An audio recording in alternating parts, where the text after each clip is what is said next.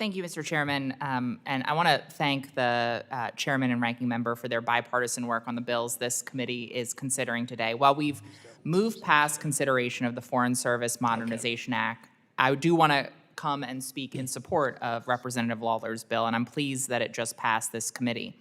The Foreign Service Modernization Act makes critical updates to the Foreign Service Act to ensure our Foreign Service officers are equipped to meet the challenges of today's foreign policy and that our diplomats have the tools and support they need to succeed overseas.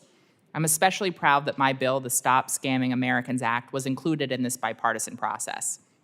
Every day, people in Delaware and across the country receive the same kinds of scam texts and calls: a message claiming they owe money for an unpaid toll, a fake package delivery notice directing them to a suspicious link, a caller pretending to be their bank, their utility company, or even a loved one in distress. These scams have become a fact of daily life. I've blocked dozens of numbers on my phone. I know I'm not alone, and yet new scam messages continue to appear every day. For many Americans, this is more than just an annoying call or text. In a matter of minutes, a scammer can take hold of personal information, access financial accounts, and transfer money. And the results are devastating. And what's often not recognized is that these scams are not the work of isolated bad actors. They're sophisticated transnational criminal organizations targeting Americans at a massive scale. Americans are losing an estimated $119 billion to online scams every year. The FBI received more than 1 million complaints related to internet crime last year.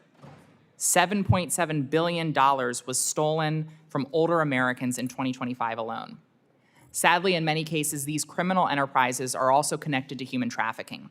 In countries across the world, victims are trapped in scam compounds, threatened, abused, and forced to target Americans. And there are widespread reports of corruption and government cooperation that allow these lucrative crime rings to grow. This is not simply a consumer protection issue. It is a human rights issue, a national security issue, and a foreign policy issue. That's why our diplomats must be prepared to engage with foreign governments on this challenge. My legislation authorizes training on international scam syndicates for chiefs of mission, deputy chiefs of mission, and foreign service officers assigned to countries where significant online scam activity targets Americans.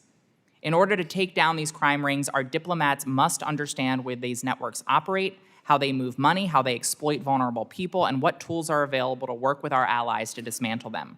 We should be using every tool available to protect Americans from scams, and that includes diplomatic tools that can help prevent, detect, and respond to foreign scammers.